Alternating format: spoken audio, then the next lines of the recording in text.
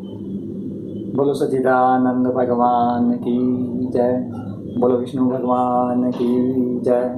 बोलो वृंदावन बिहारी लाल की जय। जय जय श्री राधे, जय जय श्री राधे।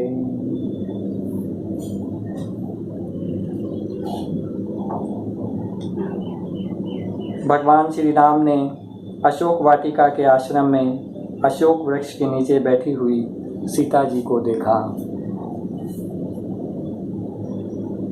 वे उनके विरह की व्याधि से पीड़ित एवं अत्यंत दुर्बल हो रही थी। अपनी प्राण प्रिया अर्धांगिनी श्री सीता जी को अत्यंत दीन अवस्था में देखकर श्री राम का हृदय प्रेम और कृपा से भर आया। इधर भगवान का दर्शन पाकर सीता जी का हृदय प्रेम और आनंद से परिपूर्ण हो गया। उनका मुख कमल खिल उठा। भगवान ने विभीषण को राक्षसों का स्वामित्व, लंकापुरी का राज्य और एक कल्प की आयु दी। इसके बाद पहले सीता जी को विमान पर बैठाकर अपने दोनों भाई लक्ष्मण तथा सुग्रीव एवं सेवक हनुमान जी के साथ समय भी विमान पर सवार हुए। इस प्रकार 14 वर्ष का व्रत पूरा हो जाने पर उन्होंने अपने नगर की यात्रा की। उस समय मार्ग में ब्रह्मा आदि लोकपालगण उन पर बड़े प्रेम से पुष्पों की वर्षा कर रहे थे। इधर तो ब्रह्मा आदि बड़े आनंद से भगवान की लीलाओं का गान कर रहे थे। उधर जब भगवान को यह मालूम हुआ कि भरत जी केवल गोमूत्र से पकाया हुआ दलिया, जौ का दलिया खाते हैं, वलकल पहनते हैं और पृथ्वी पर डाब बिछाकर सोते हैं एवं उन्होंने जटाएं बढ़ा रखी है, तब वे बहुत दुखी हुए। उनकी दशा का स्मरण कर परम करुणाशील भगवान का हृदय भर आया। जब भरत को मालूम हुआ कि मेरे बड़े भाई भगवान श्री राम जी आ रहे हैं, तब वे पूर्ववासी मंत्री और पुरोहितों को साथ लेकर एवं भगवान की पादुकाएं सिर पर रखकर उनकी अगवानी के लिए चले। इस प्रकार भाइयों का अभिनंदन स्वीकार करके उनके साथ अयोध्यापुरी में श्री राम जी ने प्रवेश किया। उस समय वह पूरी आनंदोत्सव से परिपूर्ण हो रही थी। राजमहल में प्रवेश करके उन्होंने अपनी माता कौशल्या, अन्य माताओं, गुरुजनों, बराबर के मित्रों और छोटों का यथा योग्य सम्मान किया। उनके द्वारा भी किया हुआ सम्मान स्वीकार किया। सीता जी और लक्ष्मण जी ने भगवान के साथ साथ सबके प्रति यथा योग्य व्यवहार किया। उसके बाद वशिष्ठ जी ने दूसरे गुरुजनों के साथ विधि पूर्वक भगवान की जटा उतरवाई और बृहस्पति जैसे इंद्र का अभिषेक किया था। जैसे गुरु बृहस्पति ने जैसे इंद्र का अभिषेक किया था, वैसे ही चारों समुद्र के जल आदि से भगवान श्री राम का अभिषेक किया। भरत जी उनके चरणों में गिरकर उन्हें प्रसन्न किया और उनके आग्रह करने पर भगवान श्री राम ने राज सिंहासन स्वीकार किया। इसके बाद वे अपने अपने धर्म में तत्पर तथा वर्णाश्रम के आचार को निभाने वाली प्रजा का पिता के समान पालन करने लगे। उनकी प्रजा भी उन्हें अपना पिता ही मानती थी। परीक्षित, जब समस्त प्राणियों को सुख देने वाले परम धर्मज्ञ भगवान श्री राम राजा हुए, तब था त्रेता युग, परंतु मालूम होता था मानो सतयुग ही है।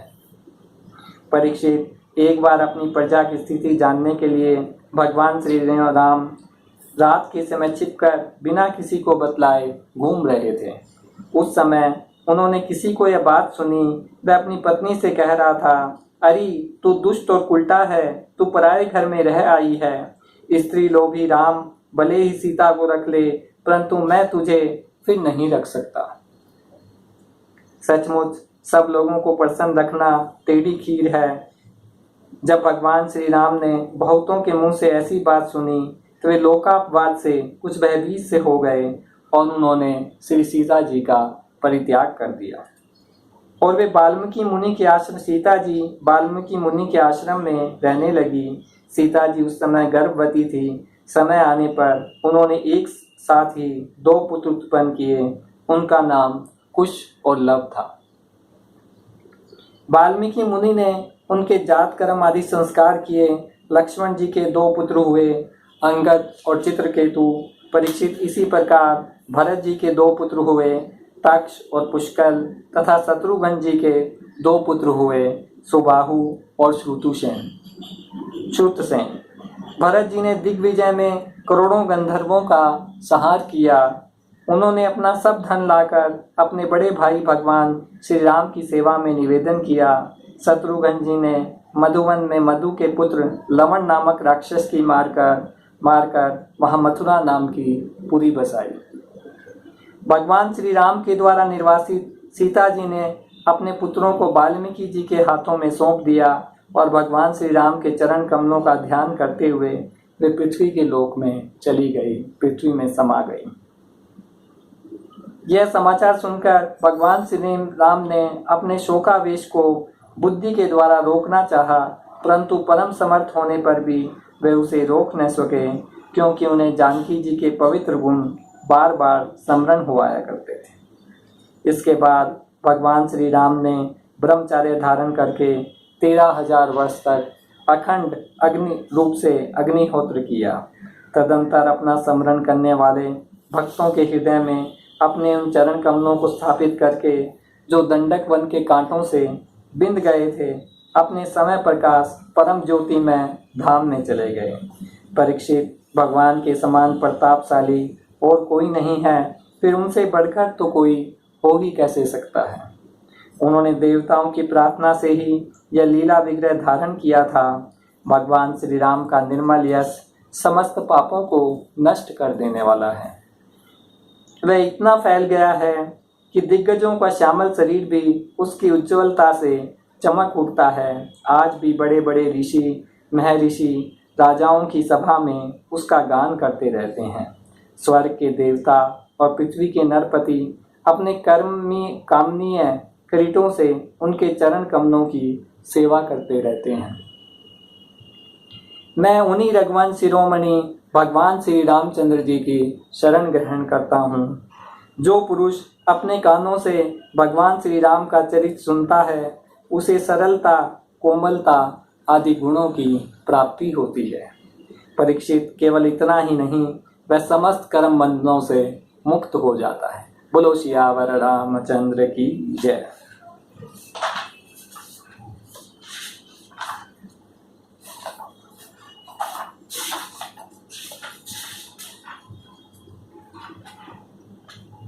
राजा परीक्षित ने पूछा, भगवान, अवश्य ही उस समय के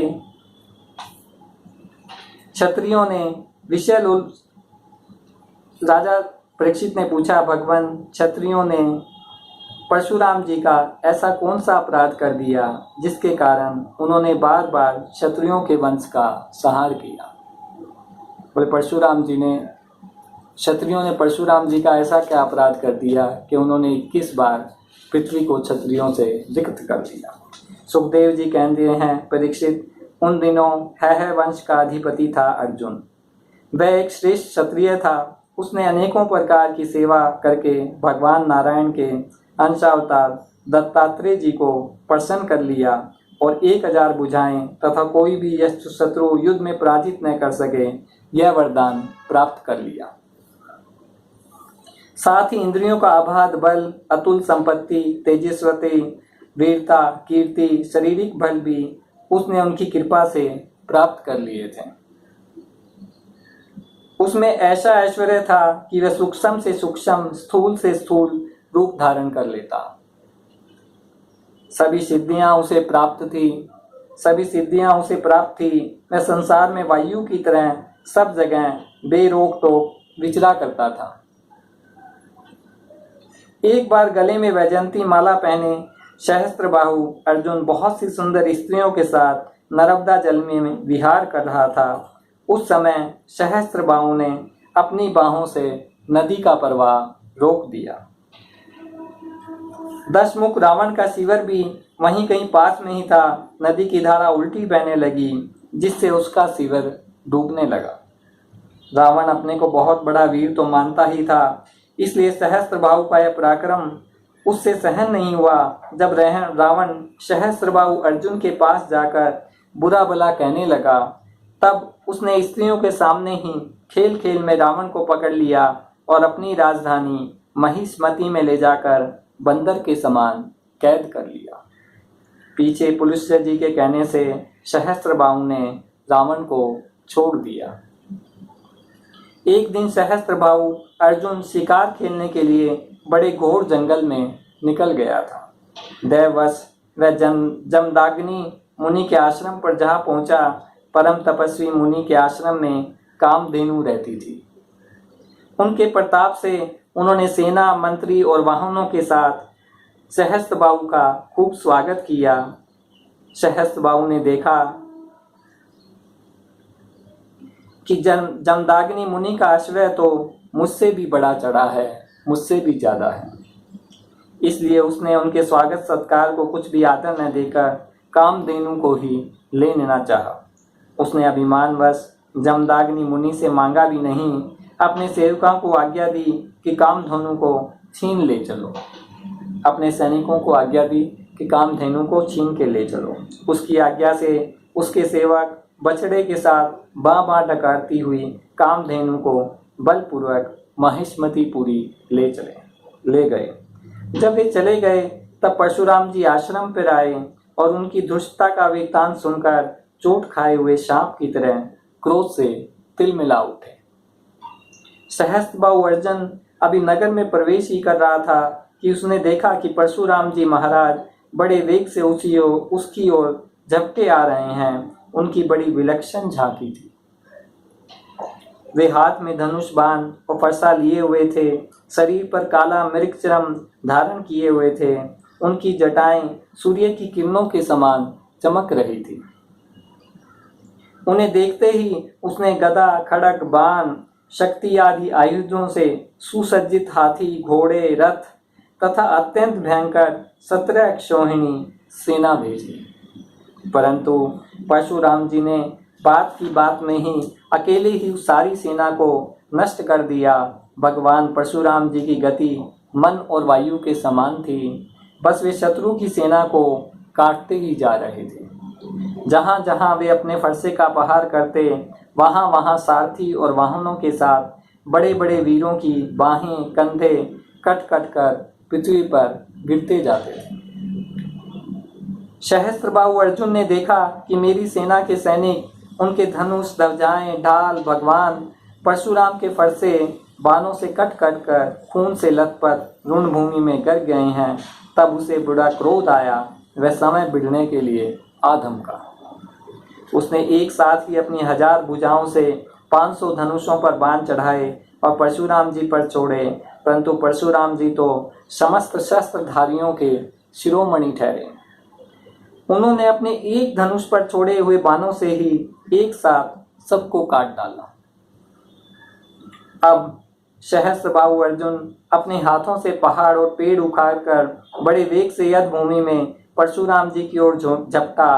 परंतु परशुराम जी ने अपनी तीखी धार वाले फरसे से बड़ी फुर्ती के साथ उसकी सांपों के समान भुजाओं को काट डाला। जब उसकी बाहें कट गई तब उन्होंने पहाड़ की चोटी की तरह उसका ऊंचा सिर धड़ से अलग कर दिया। पिता के मर जाने पर उसके 10,000 लड़के डर कर भाग गए। सहस्त्रबाहु के 10,000 लड़के डर कर भाग गए। परीक्षित विपक्षी वीरों के नाशक परशुराम जी ने बछड़ों के साथ कामधेनु लौटा ली। वह बहुत ही दुखी हो रही थी। उन्होंने उसे अपने आश्रम पर लाकर पिताजी को सौंप दिया और महिष्मति में सहस्त्रबाहु के साथ उन्होंने जो कुछ किया था वह सब अपने पिताजी तथा भाइयों को कह सुनाया। तब यह सुनकर जमदाग्नि मुनि ने कहा, राम, हाय हाय परशुराम, तुमने बड़ा पाप किया। राम राम, तुम बड़े वीर हो, परंतु सर्वदेव में नरदेव का तुमने व्यर्थ ही वध किया है। बेटा, हम लोग ब्राह्मण हैं, क्षमा के प्रभाव से ही हम संसार में पूजनीय हुए हैं। और तो क्या, हम सबके दादा ब्रह्मा जी भी क्षमा के बल से ही ब्रह्म पद को प्राप्त हुए हैं। बेटा, सार्वभौम राजाओं का वध ब्राह्मणों की हत्या से भी बढ़कर है। जाओ, भगवान का स्मरण करते हुए तीर्थों का सेवन करके अपने पापों को धो डालो। सुखदेव जी कहते हैं, परीक्षित, अपने पिता की यह शिक्षा भगवान परशुराम जी ने जो आज्ञा कहकर स्वीकार कर ली, इसके बाद वे 1 वर्ष तक तीर्थ यात्रा करके अपने आश्रम पर लौट आए। एक दिन की बात है, परशुराम जी की माता रेणुका गंगा तट पर गई हुई थी। वहां उन्होंने देखा कि गंधर्वराज चित्ररथ कमलों की माला पहने अप्सराओं के साथ विहार कर रहा है। वे जल लाने के लिए नदी तट पर गई थी, परंतु वहां जल क्रीड़ा करते हुए गंधर्व को देखने लगी और पतिदेव के हवन का समय हो गया है, इस बात को भूल गई।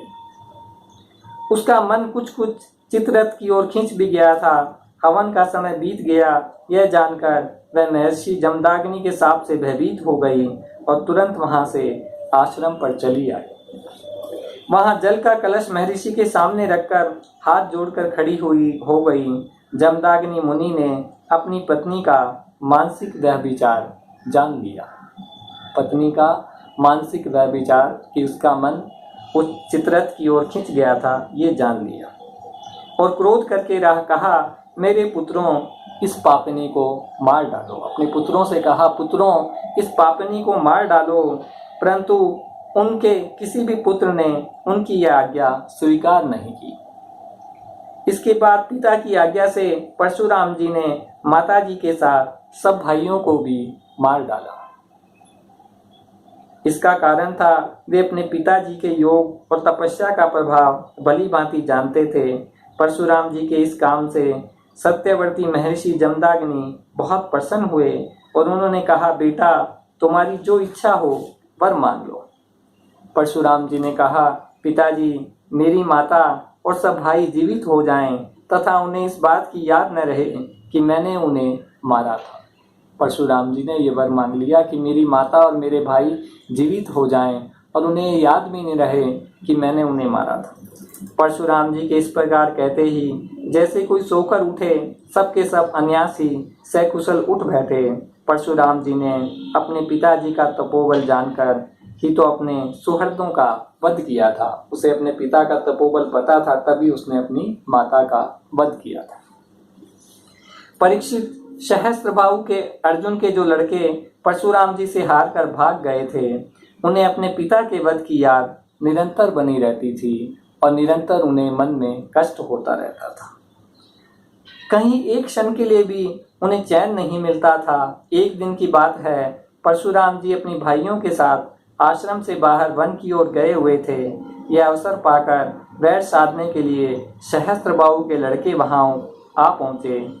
उस समय महर्षि जमदाग्नि अग्निशाला में बैठे हुए थे और अपनी समस्त वृत्तियों से पवित्र कीर्ति भगवान के ही चिंतन में मग्न हो रहे थे।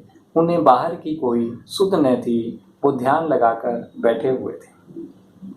उसी समय उन पापियों ने जमदाग्नि ऋषि को मार डाला। उन्होंने पहले से ही ऐसा पाप पूर्ण निश्चय कर रखा था।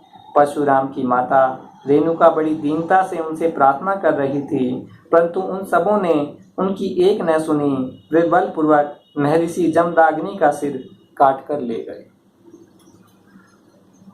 परीक्षित, वास्तव में वे नीच क्षत्रिय अत्यंत क्रूर थे। सती रेणुका दुख और शोक से आतुर हो गई। वे अपने हाथों अपनी छाती और सिर पीट पीट कर जोर जोर से रहने लगी, परशुराम, बेटा परशुराम, शीघ्र आओ।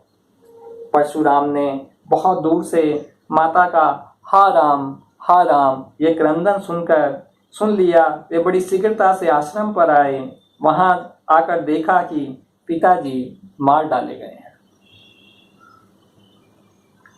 परीक्षित, उस समय परशुराम जी को बड़ा दुख हुआ, साथ ही क्रोध, मानसिक पीड़ा और शोक के वेग से वे अत्यंत मोहित हो गए। हाय पिताजी, आप तो बड़े महात्मा थे।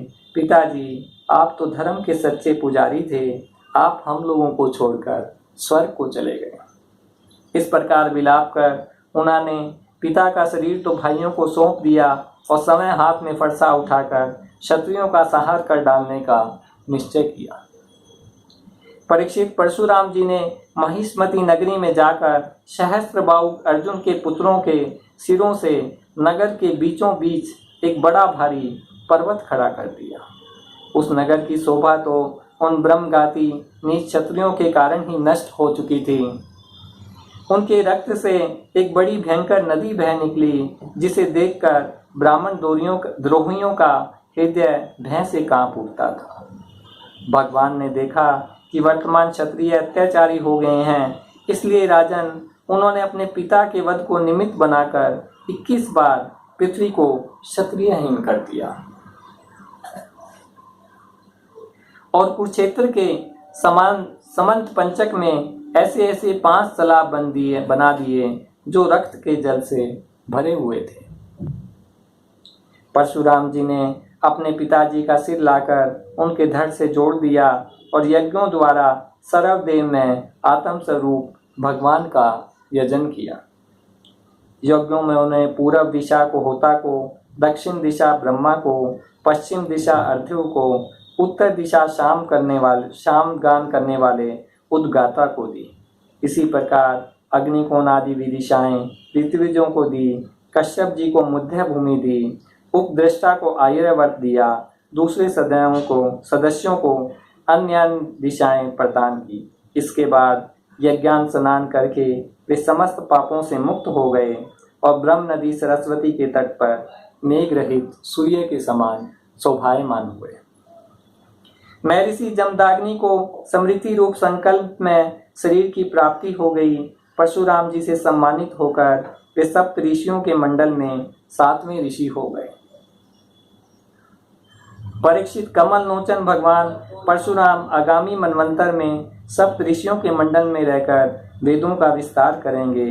वे आज भी किसी प्रकार का दंड न देते हुए शांत चित्त से महेंद्र पर्वत पर निवास करते हैं। वहाँ सिद्ध गंधर्व और चारण उनके चरित्र का मधुर स्वर में गान करते रहते हैं। सर्वशक्तिमान विश्वात्मा भगवान श्री हरि ने इस प्रकार भृगुवंशियों में अवतार ग्रहण करके पृथ्वी के भारभूत राजाओं का बहुत बार वध किया।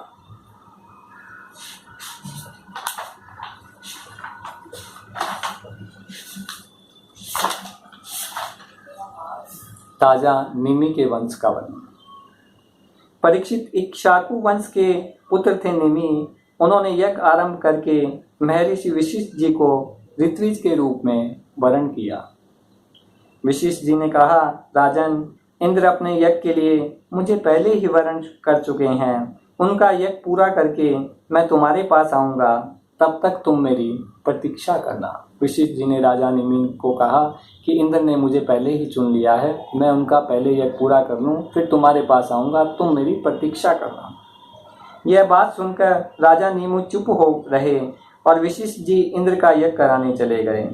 विचार निमान निमि ने यह सोचा कि जीवन तो क्षण भंगुर है, विलंब करना उचित न समझा और यज्ञ प्रारंभ कर दिया।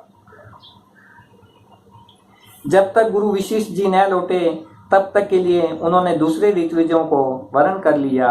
गुरु वशिष्ठ जी जब इंद्र का यज्ञ संपन्न करके लौटे तो उन्होंने देखा कि उनके शिष्य निमि ने उनकी बात न मानकर यज्ञ प्रारंभ कर दिया। उस समय उन्होंने साप दिया कि निमि अपनी विचारशीलता और पांडित्य का बड़ा घमंड है, इसलिए इसका शरीर पात हो जाए। राजा निमि को उन्होंने शाप दे दिया। निमि की दृष्टि में गुरु वशिष्ठ का यह शाप धर्म के अनुकूल नहीं प्रतिकूल था, इसलिए उन्होंने भी शाप दिया कि आपने लोभवश अपने धर्म का आदर नहीं किया, इसलिए आपका शरीर भी गिर जाए। यह कहकर आत्मविद्या में निपुण निमि ने अपने शरीर का त्याग कर दिया। परीक्षित, इधर हमारे विद पितामह वशिष्ठ जी ने भी अपना शरीर त्याग कर मित्रा वरुण के द्वारा उर्वशी के गर्भ से जन्म ग्रहण किया। राजा निमि के यज्ञ में आए हुए श्रेष्ठ मुनियों ने राजा के शरीर को सुगंधित वस्त्रों में रख दिया। जब सत्र याग की समाप्ति हुई और देवता लोग आए, तब उन लोगों ने उनसे प्रार्थना की, महानुभाव, आप लोग समर्थ हैं, यदि आप प्रसन्न हैं तो राजा निमि का यह शरीर पुनः जीवित हो उठे। देवताओं ने कहा, ऐसा ही हो। उस समय निमि ने कहा, मुझे देह का बंधन नहीं चाहिए। राजा निमि ने कहा, मुझे देह का बंधन नहीं चाहिए। विचारशील मुनिजन अपनी बुद्धि को पूर्ण रूप से भगवान में ही लगा देते हैं और उन्हीं के चरण कमलों का भजन करते हैं। एक न एक दिन यह शरीर अवश्य ही छूटेगा। इस भय से भयभीत होने के कारण वे इस शरीर का कभी संयोग नहीं चाहते, वे तो मुक्त ही होना चाहते हैं। अतः मैं अब दुख, शोक और भय के मूल कारण इस शरीर को धारण करना नहीं चाहता। जैसे जल में मछली के लिए सर्वत्र ही मृत्यु के अवसर हैं, वैसे ही शरीर के लिए भी सब कहीं मृत्यु ही मृत्यु है। देवताओं ने कहा, मुनियों, राजा निमि बिना शरीर के ही प्राणियों के नेत्रों में अपनी इच्छा के अनुसार निवास करेंगे। वे वहां रहकर सूक्ष्म शरीर से भगवान का चिंतन करते रहें। पलक उठने और गिरने से उनके अस्तित्व का पता चलता रहेगा। इसके बाद महर्षि ने यह सोचकर कि राजा के न रहने पर लोगों में अराजकता फैल जाएगी, निमि के शरीर का मंथन किया। उस मंथन से एक कुमार उत्पन्न हुआ। जन्म लेने के कारण उसका नाम हुआ जनक। जन्म लेने के कारण उसका नाम हुआ जनक। विदेह से उत्पन्न होने के कारण विदेह और मंथन से उत्पन्न होने के कारण उसी बालक का नाम मिथिल हुआ। उसी ने मिथिलापुरी बसाई। आज इतना ही। अब ये एक भागवत का पार्ट 1 समाप्त हो गया है। हम कल से दूसरा पार्ट को शुरू करेंगे। बोलो सच्चिदानंद भगवान की जय। बोलो विष्णु भगवान की जय। बोलो वृंदावन बिहारी लाल की जय। जय जय श्री राधे, जय जय श्री राधे। शब्दों के उच्चारण में कहीं कोई भूल त्रुटि रह गई हो तो मुझे क्षमा करें। ज़्यादातर हमने पढ़ने का कोशिश किया है ज़्यादा, लेकिन कुछ विषय को हमने छोड़ दिया है, उसके लिए हम क्षमा चाहते हैं। बोलो सच्चिदानंद भगवान की जय।